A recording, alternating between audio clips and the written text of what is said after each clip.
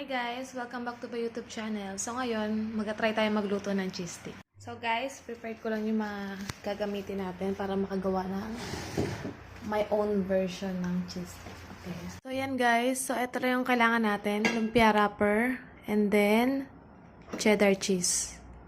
So, i-prepare ko muna yung gagawin nating cheese stick para mamaya i-fry na lang natin. Okay? Guys, bali, ikakat ko itong lumpia wrapper sa half. So, dapat, siguro yung kuting nyo is malinis. Ito kasi kuting na ito ang pagkain ko nila. So, kaya siya na ganyan. Ganyan. So,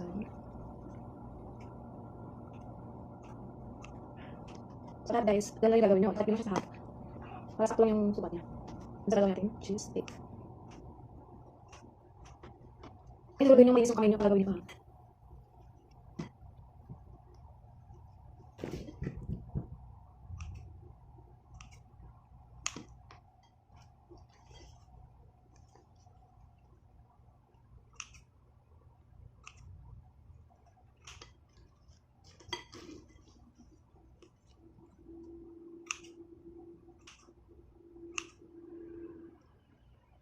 So, ayun na.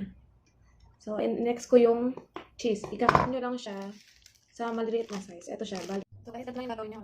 Kukuha kayo ng half. Ito siya. Talagay nyo siya dyan. And then,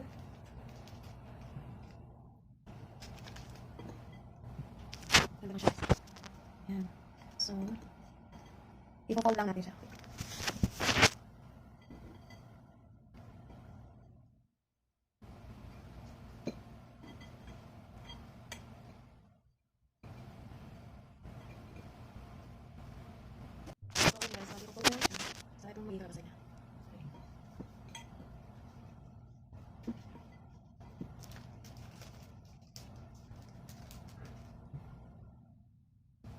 Guys, dito pa siya ilagay sa lahat ng part. So, tutupin mo siya, and then ito i-fold na to, okay?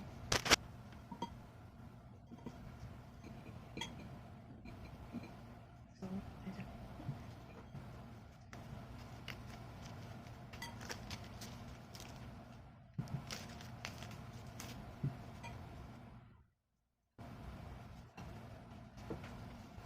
Hi guys, so tapos ko na yung gawin yung cheese stick.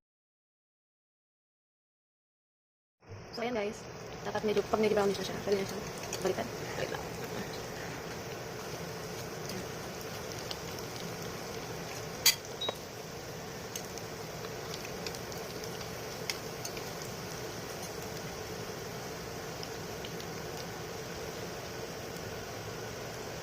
So, ayan guys. So, guys, ayan na yung finished product natin.